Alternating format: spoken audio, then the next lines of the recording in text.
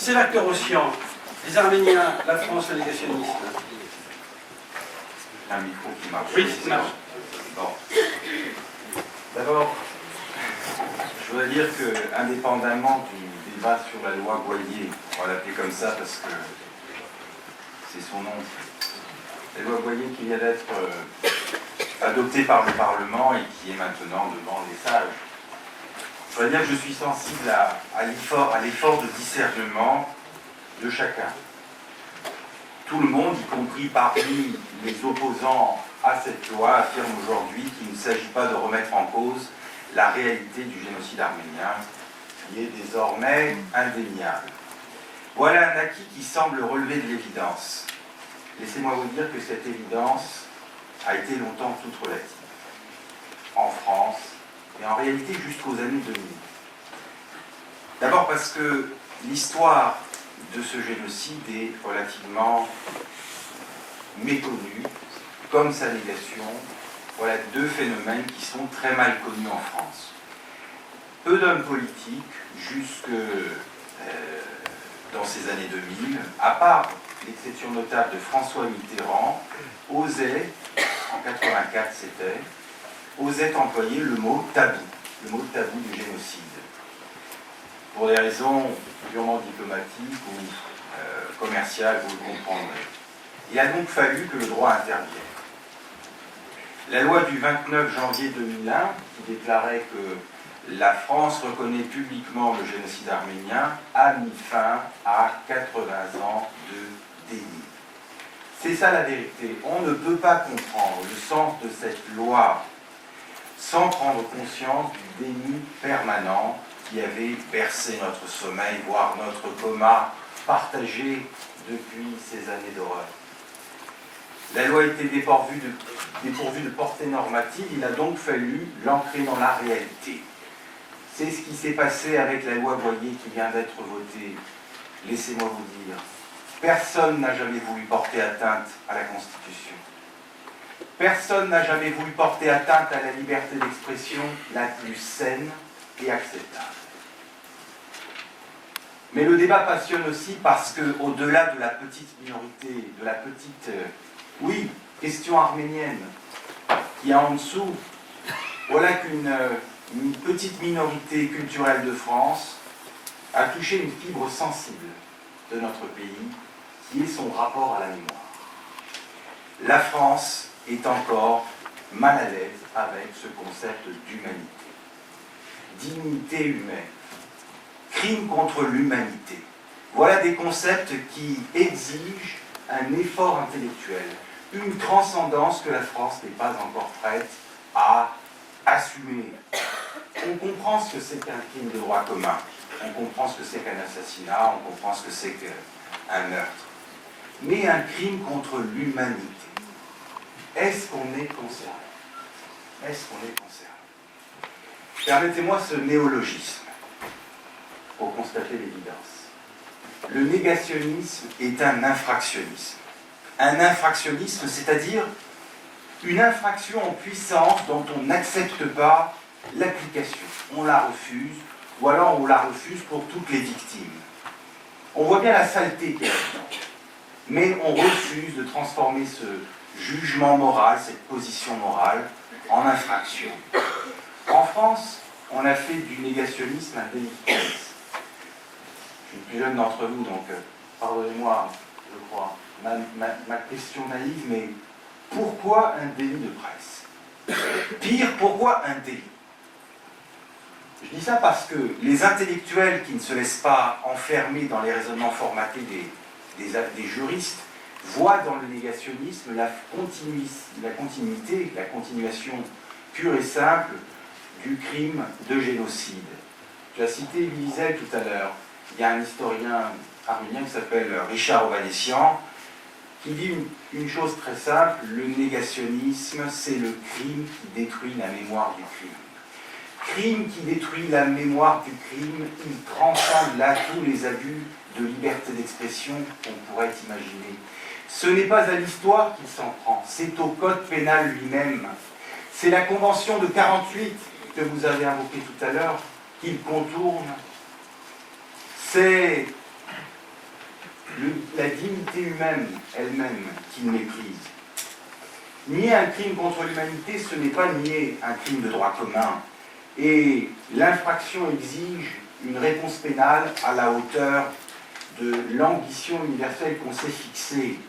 Alors que s'est-il passé? Que s'est-il passé pour qu'on ramène ce débat à la liberté d'expression? Pour qu'on hiérarchise la liberté d'expression et la dignité humaine. Car il s'agit d'un choix stratégique. Vous avez une belle décision du Conseil constitutionnel de juin 2001, qui vous dit la liberté et qui va hiérarchiser la liberté d'expression et la dignité, la seconde ne pouvant être en contradiction avec la première. Il y a bien un choix stratégique là-dedans. Ce que j'en dis, c'est que les forces conservatrices de la France, se sont laissées embrigader par la logique de 90. La loi Guessot a posé un cadre d'une infraction toute nouvelle, que la France ne connaissait pas, un cadre bien réducteur, entraînant avec elle les rapports pathologiques de la France à la mémoire, de la France à sa propre histoire et à sa propre histoire de la liberté d'expression, imposant des frontières franco-françaises alors que le débat était universel. Nous nous sommes trompés de cadre. Il était question de dignité humaine, de crime contre l'humanité. Et nous avons raté l'effort de transcendance exigé. Mesdames et messieurs, je voudrais vous dire, sur cette loi qui vient d'être adoptée, mon sentiment, vous avez sans doute un début d'idée, mais bien au-delà, la loi qui vient d'être adoptée est à mon sens un texte avant-gardiste. Et c'est la raison pour laquelle elle suscite autant de résistance de la part des forces conservatrices de la France. Le président Sarkozy aura au moins eu une intuition intéressante. Je parle de son discours à Erevan il y a quelques semaines, c'était en septembre dernier, lorsqu'il allait annoncer son intention de pénaliser la négation du génocide. Il dit en effet la chose suivante: le négationnisme collectif est pire encore que le négationnisme individuel. Le négationnisme collectif. Sans le savoir, sans doute, il inaugurait là un concept juridique inédit en établissant une distinction subtile et nécessaire entre négationnisme individuel, qu'on connaît, c'est la loi Guessot, et négationnisme collectif. Cette expression mérite en effet d'être consacrée parce qu'elle pointe l'existence d'un vide juridique. Les auteurs parlent encore et toujours d'état criminel pour désigner le négationnisme d'État, et vous l'avez compris, on l'a dit tout à l'heure, la spécificité du négationnisme du génocide arménien, c'est le négationnisme d'État, celui de la Turquie. C'est un texte avant-gardiste aussi, parce que ce qu'il annonce, en réalité, c'est une extension de la Convention de 48. Convention de 48 sur la prévention des crimes contre l'humanité. En étendant au négationnisme la liste des infractions dont pourraient être coupables les États, la France, en réalité, a pris les devants. Et elle a regardé dans l'avenir. La proposition d'extension n'est pas une nouveauté. Le trafic de drogue, le terrorisme ont déjà été proposés comme des infractions qui intéressent la communauté internationale tout entière. Donc ce n'est pas une nouveauté. Pourquoi cette extension? Eh bien parce qu'il va falloir s'adapter au XXIe siècle. La loi Guessot et la loi Boyer n'ont pas du tout le même sens. La loi Guessot est un texte post-reconnaissance. L'Allemagne a reconnu la Shoah. La loi Boyer est un texte pré-reconnaissance. La Turquie n'a pas reconnu le génocide arménien. La loi Guessot est liée à un mal intrinsèquement irrationnel, l'antisémitisme. La loi Boyer, c'est autre chose. C'est un rempart contre la propagande d'État, la propagande d'un État étranger sur le territoire national. Et ça, je vais vous dire, 60 années de paix apparente nous laissent penser que ce n'est pas très important. 60 années de paix apparente nous font oublier les agressions extérieures. Que finalement, bercés par nos tracas quotidiens, tout irait pour le mieux et que ce ne serait pas un danger qu'il faudrait y voir. Mais cette loi Boyer exige de nous une compréhension intelligente de la Convention de 1948 sur la prévention des crimes contre l'humanité. Car comment lutter efficacement contre les crimes contre l'humanité sans lutter également contre le négationnisme? Pour opposer le cas des Juifs et des Arméniens, on a invoqué, à tort et trop souvent, et dans un article dans Le Monde que vous avez cité à plusieurs reprises, on a invoqué une idée surprenante, l'autorité de la chose jugée. On a suivi aveuglément un argument tortueux pour dire la loi Guesso-constitutionnelle et pas les autres. Pour dire que Nuremberg avait jugé et que c'est cette décision-là qu'il était interdit de contester. Pour dire que le procès du génocide arménien n'avait jamais eu lieu et qu'en conséquence de ce fait, il était possible d'en contester la réalité. L'autorité de la chose jugée, vraiment. Est-ce la contestation d'une décision de justice qui doit conduire en prison? Mes chers confrères, dites à vos clients que s'ils contestent une décision de justice, ils vont aller en prison. Bon. Un peu de sérieux. Vous vous rendez compte des conséquences d'un tel raisonnement? Tout ça pour protéger la loi Guesso. Personne ne peut rentrer dedans. Et voilà un argument qui remonte en réalité au Code Napoléon. La confusion entre vérité et autorité de la chose jugée, et aucun juriste sérieux du XXe siècle, et encore moins du XXIe siècle, ne pourrait entrer dans ce schéma. Cet argument est juridiquement faux, il est également faux historiquement. L'autorité de la chose jugée, juridiquement, vous le savez, n'a pour objectif que d'encadrer les débats dans le temps pour éviter les procès permanents. C'est tout. L'autorité de la chose jugée ne se confond pas avec la vérité. Sinon, comment expliquerions-nous l'existence des voies de recours si la parole du juge était une parole d'évangile? Il est faux juridiquement et il est faux historiquement. Et c'est bien mal connaître l'histoire du génocide arménien et bien au-delà, je vais vous dire, l'histoire de la France elle-même. J'ai choisi d'intervenir aujourd'hui sur ce thème. Les Arméniens, la France et le négationnisme. C'est aussi pour vous parler d'un morceau d'histoire que vous ne connaissez pas. On dit que l'histoire de la France y est étrangère, que la France est étrangère à cette histoire. Ce n'est pas tout à fait exact. Vous avez compris que le procès n'a jamais eu lieu, un procès tel Nuremberg, qui aurait évité 100 ans de déni. Eh bien, la France n'y est pas tout à fait étrangère, et laissez-moi vous dire aujourd'hui, ce procès a été volé par les Alliés. En 1915, la France savait très bien ce qui était en train de se passer. Avec la Grande-Bretagne, avec la Russie, elle avait adressé une déclaration commune que je vais vous lire, un mois très exactement après le commencement, le début des massacres. Voilà le texte. Il est important parce qu'il a une portée également juridique. En présence, donc dit la France, 24 mai 1915, en présence de ces nouveaux crimes de la Turquie contre l'humanité et la civilisation, on est en 1915, les gouvernements alliés font savoir publiquement à la Sublime Porte qu'ils tiendront personnellement responsables les membres du gouvernement ottoman ainsi que ceux de ses agents qui se trouveraient impliqués dans de pareils massacres. 1915.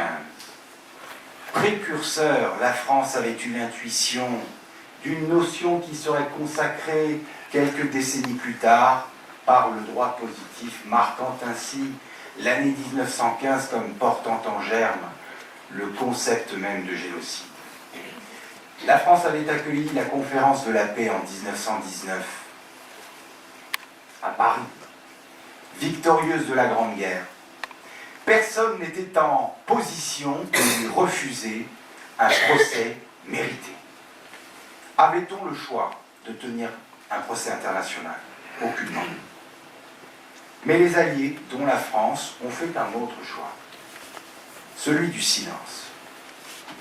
Il était question de juger les violations des lois de l'humanité, 1919, par la Turquie. Et un an plus tard, avec le traité de Sèvres en son article 230, il était question de la mise en place d'une juridiction internationale. Tout le monde a déserté. La tractation qui a eu lieu a consisté à tenir des procès internes. Tractation. 300 procédures. 15 condamnations à mort des responsables du génocide par des cours martiales turques.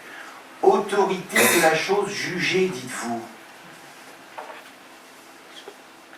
La France a transigé sur l'intransigeable. Et le coup de grâce a été porté par les Alliés. Parce qu'en 1923, le traité de Lausanne a prononcé l'amnistie générale. Je voulais vous le dire parce que dire aujourd'hui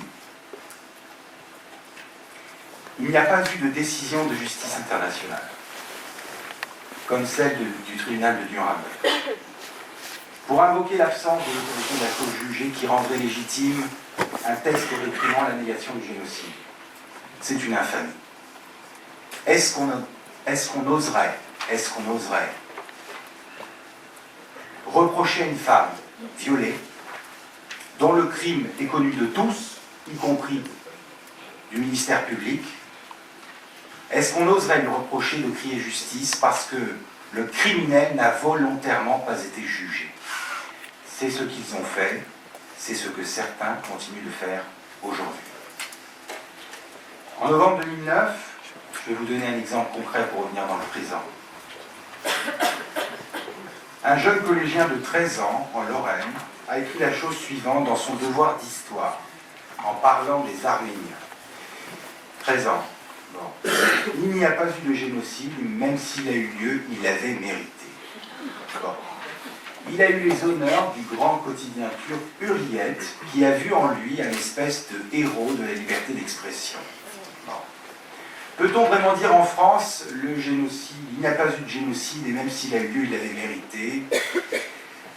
La loi qui vient d'être adoptée, ça ne s'appliquera peut-être même pas à ce jeune bambin.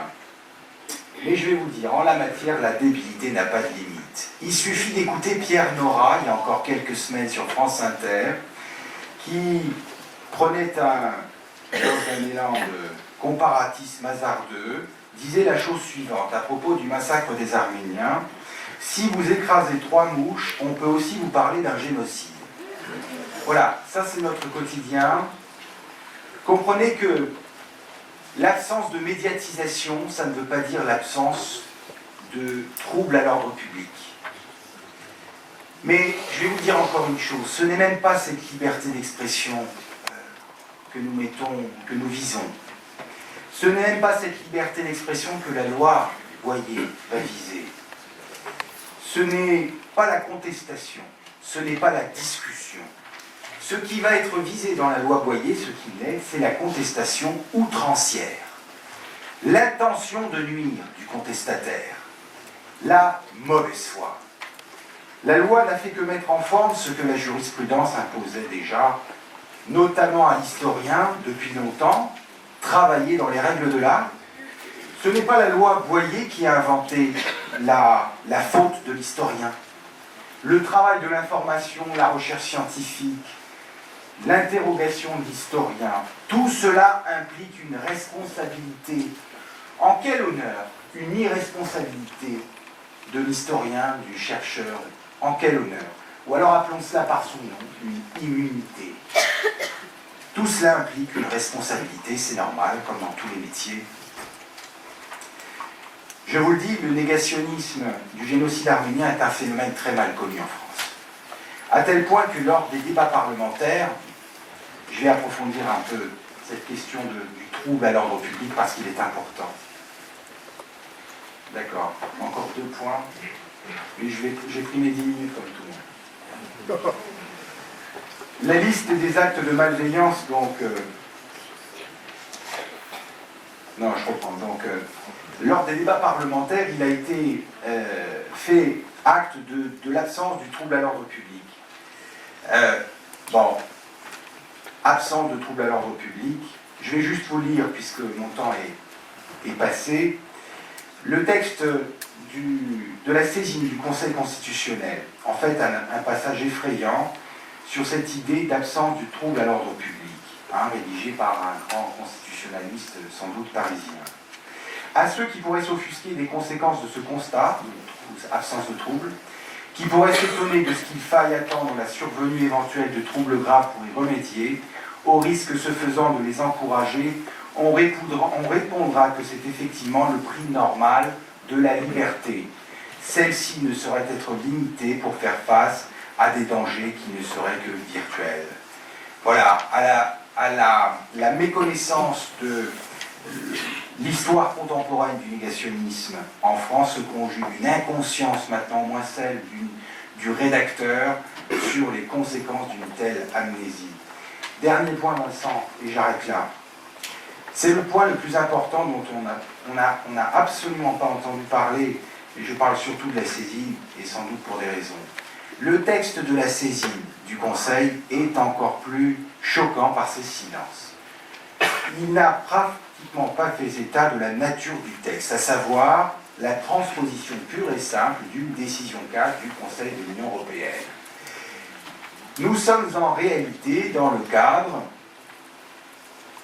du droit communautaire dérivé. Droit communautaire dérivé, dans sa propre décision de 2004, 10 juin 2004, le Conseil constitutionnel s'est dit incompétent pour contrôler la conventionnalité des dispositions légales qui renvoient donc à une décision cadre, puisqu'on est dans le cadre du droit communautaire dérivé, sauf il y a une expression si une disposition expresse de la Constitution l'interdit, ce qui n'est pas le cas en espèces. Pourquoi cette question n'a pas été abordée? Parce que c'est la question de la compétence du Conseil constitutionnel qui est en jeu. A-t-on seulement idée, au-delà de cette décision de 2004, des impératifs imposés par le traité de Lisbonne? Donc, j'en termine là, si tu veux, Vincent, mais puisque j'ai... Il est excellent, donc ça fait 3 fois qu'il me regarde, et comme c'est mon... Ah oui, j'ai le droit de te regarder. D'admirer ton propos, en tout cas. Merci, Vincent. Je vais conclure. Le temps du procès est venu, mais vous le comprenez, le temps du procès est venu. C'est-à-dire que la spirale qui se dessine par toutes ces reconnaissances multiples et annonce quelque chose du changement. Bon. Mais comprenons une chose, les auteurs du génocide arménien sont tous morts. Donc ce n'est pas le procès du génocide qui va avoir lieu. Mais avec l'extension de la Convention de 1948 au négationnisme, à l'infraction de négationnisme, dont la France aura eu la fierté de revendiquer la paternité, eh bien, c'est le procès du négationnisme qui pourra avoir lieu. Et c'est sans doute cela qu'il faudrait viser. Et rien que pour cette idée et pour ce génie dont la France peut revendiquer la paternité, donc, eh bien, je pense que cette loi est nécessaire. Nous n'avons pas le droit de rester dans un état de déni permanent. Et, mes chers amis, vous n'avez pas le droit de protéger ce négationnisme collectif.